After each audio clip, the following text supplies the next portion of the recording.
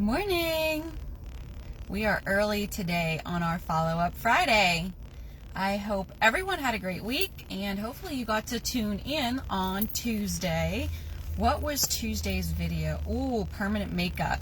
Hopefully if you have any questions or you're interested in permanent makeup, you'll check out our video Tuesday and look up the Chassé permanent makeup with Tanya. What a great stylist and artist that she is. So I don't have too much to present today. However, with the wind in Pittsburgh being 40 to 50 miles per hour today, it's a little intense. Morning run, it was blowing me over. It made me think about last evening when I was meeting with a client and the shock that they had with closing cost, with down payments and purchasing the home, and that people aren't completely educated on what that is. So that's why it's important.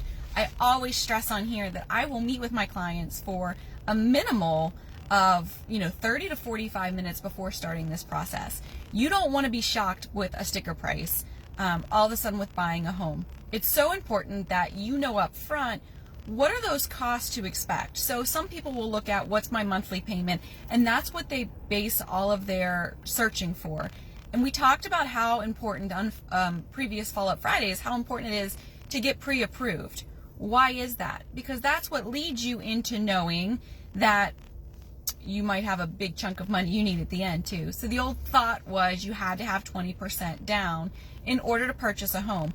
And that would be great. You can avoid PMI, which is your primary mortgage insurance, but not everybody has 20% down, especially my first-time home buyers. So what is the realistic expectation with purchasing a home, and how much do you need to actually close on that home? Yes, you have a down payment, but there are also other costs involved. And that's why it's so important that you sit with your realtor, your financial advisor, your lender to get that expectation. So you can purchase a home with sometimes as minimal, depending on the type of loan, an FHA and conventional loan, with as minimal as 3% or 3.5% down. Typically some people will do 5% down. That's just a portion of what your closing costs are. You still have title searches and half the taxes are due. There's some other little nitty-gritties that are presented into those closing costs that are due at the time of closing. So it's important to know what monies you actually need to go through the process of purchasing a home. Yes, you need to afford it monthly, but you also need to make sure that you have that cash saved, maybe an opportunity for family to gift you money in order to return that back to them at some point, but so that you can get started, that money can be gifted to you in closing costs. There are grants. Some banks have portfolio loans that if you qualify with certain credit scores, they can give you a grant towards those closing costs. Seller's assist is another, term that you can hear throughout this process, where a little more difficult in this market right now where you're doing top dollar, no seller's assist, nothing crazy, but it's an opportunity that sellers will put monies towards the closing costs that come off the price of the home if you don't have that cash up front. So don't be blown away, don't be nervous, don't be surprised when you're looking for a home. Sit down, talk to your realtor, lender, financial advisor, call me, Frenchie, and find out what is all involved when purchasing a home. Another little bit of money that might be thrown out you don't think of: inspections. That's, again, cash out of pocket.